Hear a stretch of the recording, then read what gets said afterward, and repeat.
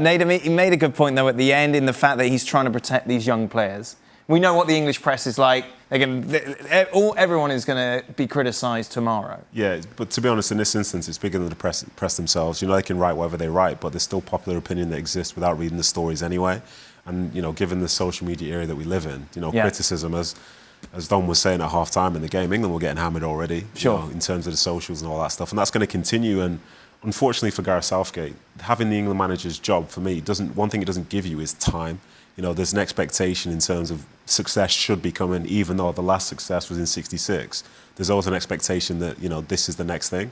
And ultimately, you know, it's a tough spot for them to be in. And for him to say they're managing the tournament, yes, that's great, but you're also playing against Scotland. And as a fan base, you're going to be emotionally attached to that game, and you won't be able to see the bigger picture unless they come out and end up winning something. Is that not good, though? Is that not a good thing? You'd think so, but you know, like because I always look at him and I think he looks soft to me. Right. I don't, you know, he's sitting in that interview and he looks scared half the time, I thought. But the fact that he's saying, basically, I don't care how loud they boo, my job is to get this team through the group stages. Yeah. Which is it's bigger than that. It's bigger than that, though, because the expectation within England, especially given the fact they've got maybe 6 games at home potentially if they do it, is to win the tournament. So when you talk about managing coming out of the group, that's not going to be enough, because if they lose in the round of 16, then he's probably going to lose his job. Nedum, just on the point that you made, obviously, kind of, you guys grew up with the newspapers being a bigger criticism. You brought up social media, which the youngest generation have to deal with. From the outside in, you just think, well, just log off. Just don't go on Twitter, don't go on Instagram, don't make yourself vulnerable. No. But is that easier said than done? That's much easier said than done. And to be honest, I always find that with people who are in the public eye, why should they have to live a different life away from their profession as, say, other people, because they know that they're going to be open to criticism?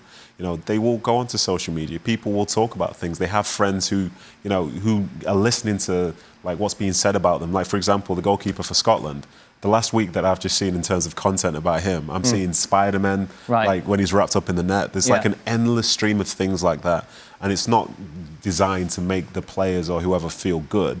But ultimately, that's the pressure that you have. Every time you're out there performing, you are being judged. And for this England team now, everybody expected them to beat Scotland. Everybody expected a good performance, and they've come out with neither. Yes. So now the criticism is going to be huge. Yeah. And that's as you know yourself, you know, we can't deny this.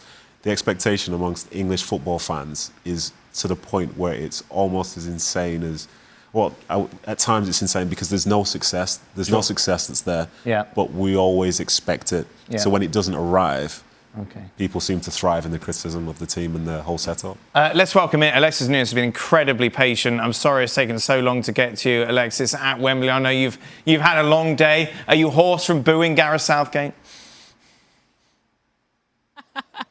Dad, you know, I would never boo Gareth Southgate. He's honestly one of the nicest managers that I've ever had the pleasure to speak to, but there was a lot of booing. That, honestly, though, I must say, for 22,500 fans, that's probably the most intense and best atmosphere I have ever experienced as an international football game. I could only imagine if it was at full capacity, but, you know, as Nedum and you guys have been talking in terms of the press here and the criticism that is going to come for the England players and probably Gareth Southgate tomorrow, don't even need to wait till tomorrow. It's already come. You're seeing the headlines being, you know, stale and boring and playing too defensive and that kind of stuff. Even criticism as well coming for Harry Kane, wondering what's wrong with him. He had only 19 touches in that match, and that's the fewest he's ever recorded when he's played 45 minutes or more in an England shirt. And one of the things that sticks out to me as well is the fact that Gareth Southgate, in his flash interview after the match, he said, you know, they didn't take their chances. Fair play, Scotland were better on the night, or really brilliant on the night. But he said one of the most important things that they worry about in tournament football is just not to lose games. So they didn't lose tonight, and that's, you know, not the end of the world. However,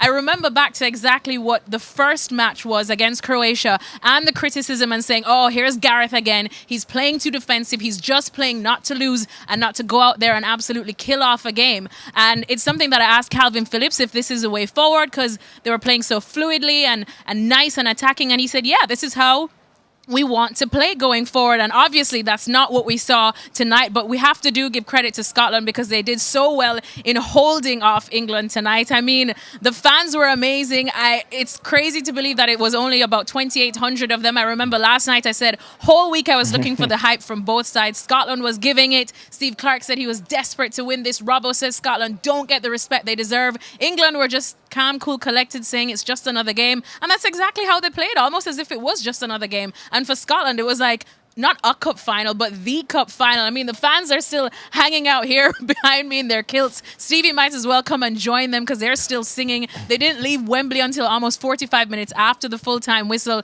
So I think this is something that Andy Robertson wanted. He wanted people to respect Scotland, or England to respect Scotland a bit more in this fixture. And I think that's exactly what Scotland came out and got tonight. Well, thank you very much for watching ESPN on YouTube. For more sports highlights and analysis, be sure to download the ESPN app. And for live streaming, premium content, and let's not forget as well, ESPN FC 7 days a week. Subscribe to ESPN Plus.